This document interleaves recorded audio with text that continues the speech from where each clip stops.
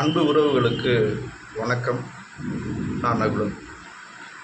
நமது தேடல் உறவுகள் பல குழுக்களில் உள்ள உறவுகள் நம் மீது பல குற்றச்சாட்டுகளை முன்வைத்திருக்கிறார்கள்.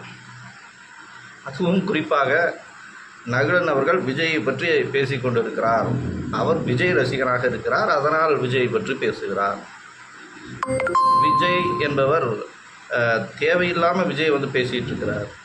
அவர் தேடல் பயணத்திலே இல்லை, அவர் ஒரு கற்பனையாக பேசிக்கொண்டு இருக்கிறார். இப்போது நமது குழுக்களின் ஆரம்பத்தையும், நாம் ஏன் தேடலுக்கு வந்தோம், எதற்காக நாம் பேசிக்கொண்டு இருக்கிறோம், எல்லாவற்றையும் என் கருத்துக்களை நான் கூற ஆசைப்படுகிறேன். பொதுவாக இப்போது நம்ம பண்ணிகிட்டு இருக்க வேலை விஜய் தான் வருவார், விஜய் தான் வருவார்னு ஏன் பேசிகிட்டு இருக்கோம்?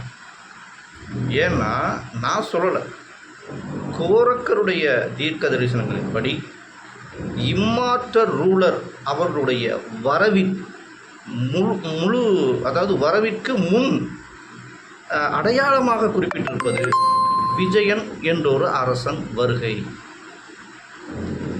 அதனால தான் நம்ம விஜய் அவர்கள் வருகிறார் என்பதை பேசிக்கிட்டு இருக்கமே ஒழிய நான் விஜய் ரசிகன் அப்படிங்கிற ஒரு காரணமெல்லாம் இல்லை. ஆக்சுவலாக நான் விஜய் ரசிகனே இல்லை. அவர் எப்படி ஆளுகிறார், எப்படி ஆளப்போகிறார் என்பது எதை சொல்லியிருக்கிறதோ, நான் அந்த விஜயன் என்ற அரசனை விஜயாக கருதுகிறேன். அதனால் விஜய் அவர்கள் வந்துவிட்டால் இன்னும் ஒரு 4 முதல் 8 வருடங்களில் இம்மாற்றுள்ளர் வருகை என்பது சாத்தியப்படும் அப்படிங்கிறது நான் சொல்லிட்டு இருக்கேன். தேடல் பயணங்களில் பார்த்திங்கன்னா, அதை ஏன் நான் சொல்கிறேன் அப்படின்னா, ஒரு அறம்பாடி பாடல்களில் ஒரு பல பொய்யான தகவல்களை நம்பிக்கிட்டு இருந்த மக்கள் 2026 தைமகள் 1ஆம் தேதி இம்மார்டல் ரூலர் வெளிப்படுவார் அப்படிங்கிறத நம்பின இந்த மக்கள் அப்படி வரலை அப்படிங்கும்போது ஏமாற்றம் அடைந்து விடுகிறார்கள். இம்மார்டல் தேடலே பொய் அப்படிங்கிற ஒரு சூழ்நிலைக்கு தள்ளப்படுகிறார். அப்போது நான் ஏற்கனவே ஒரு காரணத்தை போட்டிருப்பேன், உறவுகள் தவறாக வழி நடத்தப்படுகிறார்கள். அப்போ எனக்கு அது தோணுச்சு, அப்போ நம்மளுடைய உறவுகள் தேடல் பயணத்தில் இவங்க மாதிரி நம்மளும் வரோம், ஏதோ தவறான ஒரு பாதையை இவர்கள் தேர்ந்தெடுத்து சென்று கொண்டு இருக்கிறார்கள். அறம்பாடியாய் பாடலை போன்று ஒரு நம்பகத்தன்மை இல்லாத ஒரு விஷயத்தை நம்பி செல்கிறார்களே, அப்போ இது ஒரு தவறான விஷயமாக படுகிறதே என்றுதான் நாம் பதிவுகளை போட்டோம். உறவுகள் தவறாக வழி நடத்தப்படுகிறார்கள். இப்போது பார்த்திங்கன்னா, ஏன் ஒரு விஷயத்தை எடுத்துட்டோம்னா இவர்கள் எப்படி தவறாக வழி நடத்தப்படுகிறார்கள் என்று சொல்லி பார்த்தோமே ஆனால், அதான் அறம்பாடி பாடல் சொன்னபடி வரலை, ஏதோ ஒரு விதமாக மக்களை திசை திருப்பல்கள் நடந்து கொண்டு இருக்கிறது. அப்போ உண்மையான தீர்க்க தரிசனங்களை இவர்கள் கொஞ்சம் கூட ஆதாரமாக இருக்கிற தகவல்களை இவர்கள் ஆய்வு செய்யவே இல்லை. ஏன்னே தெரியல, ஏதோ கற்பனைக்கு வந்ததெல்லாம் பேசி கொண்டு இருக்கிறார். ஒரு சிலர் தேர்தலே நடக்காது அப்படின்னு சொல்கிறாங்க, ஒரு சிலர் தேர்தல் நடப்பதற்குள்ளாக இம்மாற்றோட வெளியே வந்துடுவார் அப்படிங்கிறாங்க. எல்லாம் உங்களுக்கு தோன்ற கற்பனை விஷயங்களை ஒழிய ஆதாரத்தரவுகள் எதுவுமே இல்லை. இப்போ நானும் சொல்லி கொண்டு இருக்கிறேன் என்று சொன்னால், நான் கோரக்கருடைய பாடலை நான் என் புரிதலுக்கு எடுத்துக்கொண்டு நான் விளக்கம் சொல்லி கொண்டு இருக்கிறேன். உடனே இப்போ நான் ஒரு உங்கள் சிந்திக்கிறதுக்காக ஒரு விஷயத்தை சொல்கிறேன். உங்களுக்கு நாட்டாமா படம் பார்த்துருப்பீங்கன்னு நினைக்கிறேன். அந்த நாட்டாமா படத்தில் பொன்னம்புழா என்ன பண்ணுவார், ஒரு பொண்ணை கற்பழித்து விடுவார். உடனே நாட்டாமையாக இருக்கக்கூடிய அந்த அவர் கேட்பார், இந்த பொண்ணை கற்பழித்தான் அப்படிங்கிறதுக்கு யார் சாட்சி?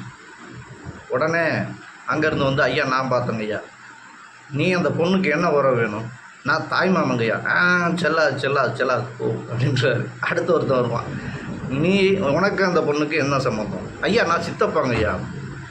அப்போ அவரும் போயிடுவார்.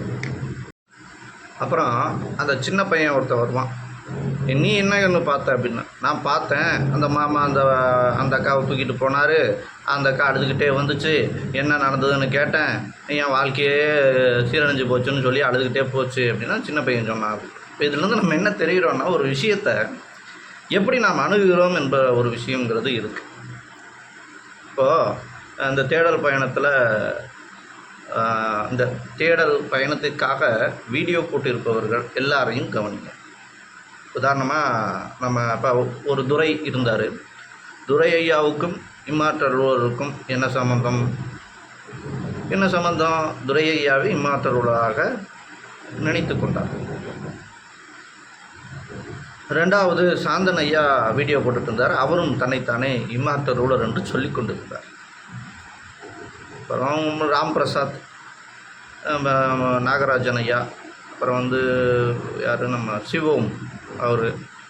அப்போ இவர்களெல்லாம் யார் என்று கேட்டீர்கள் என்றால் தன்னைத்தானே இம்மாற்றல் ரூலராக எண்ணிக்கொண்டவர்கள். அதனால் வீடியோ போட்டாங்க. புரிஞ்சுக்கணும், இம்மாற்றல் ரூலருக்கும் இவங்களுக்கு என்ன சம்பந்தம்? தன்னை இம்மாற்றல் ரூலராக எண்ணிக்கொண்டார்கள், அதனால் வீடியோ போட்டாங்க.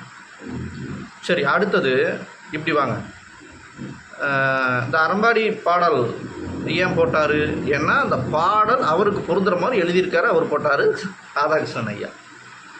சரி, இங்கிட்டு பாஸ்கர் ஐயா வருவேன். பாஸ்கர் மோகன்ராஜ் ஐயா என்ன சொல்கிறாரு? இப்போ இறை திட்டம் செத்தார் எழும் விடயத்தை முன்வைக்கிறார். அந்த செத்தார் எழும் விடயத்துக்கும் பாஸ்கர் மோகன்ராஜ் ஐயாவுக்கும் என்ன சம்பந்தம்? ஏன்னா அவரே அந்த செத்தார் எழும் விடயத்தை செய்ய போகிறே அவர் தான். இப்போ அவருக்கு ரெண்டு சம்மந்தம் இருக்குனால அதை சொல்கிறாரு. அவர் தான் அந்த செத்தார் எழும் விடயத்தை எழுப்ப போகிறார், அதனால் அவர் வீடியோ போடுறார். இப்போது என்னுடைய கருத்துக்கு வாங்க. நான் சொல்கிற விஷயத்துக்கும்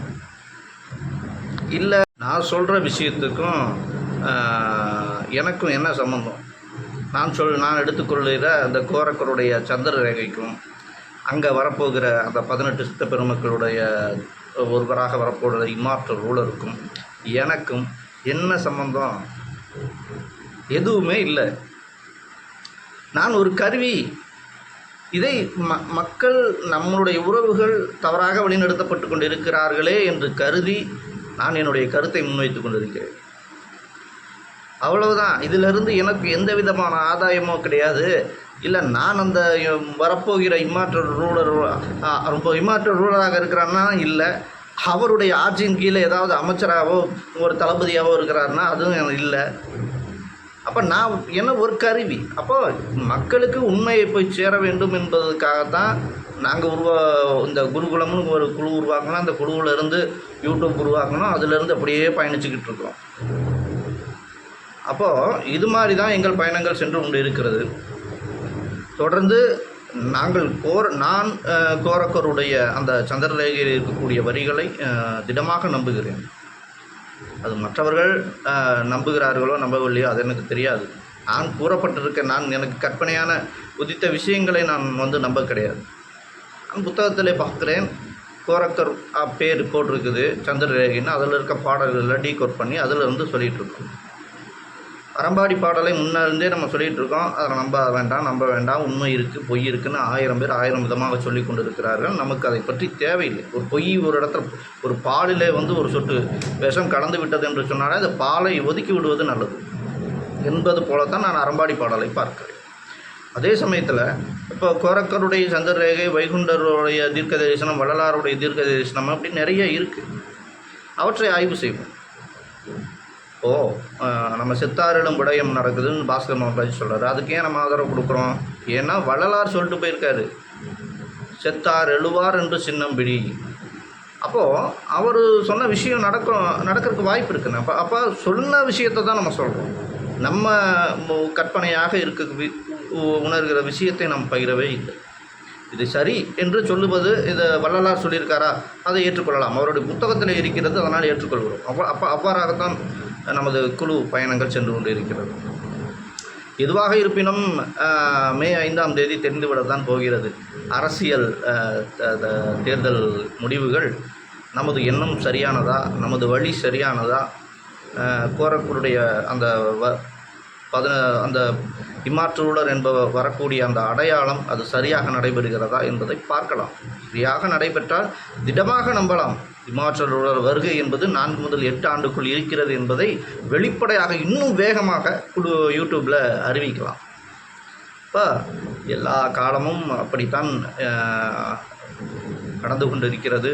நாம் அதை உற்று நோக்கி கவனித்து கொண்டிருக்கிறோம். எல்லா நகர்வுகளையும் இம்மாற்றலுடைய வருகை என்பது நிச்சயிக்கப்பட்டிருக்கிறது. அது கூடிய விரைவில் நிகழும் என்பதில் மாற்று கருத்து இல்லை. அதற்கான சம்பவங்கள் தொடர்ச்சியாக நடந்து கொண்டிருக்கிறது. தமிழகத்தில் இருக்கக்கூடிய பொதுமக்களுடைய எழுச்சியை பார்த்தா விஜய் அவர்கள் ஆட்சிக்கு வந்து விடுவார் என்பது தான் தெளிவாக தெரிகிறது. பார்ப்போம், பொறுத்திருந்து பார்ப்போம். உண்மை எப்போதும் வெல்லும். நன்றி, வணக்கம்.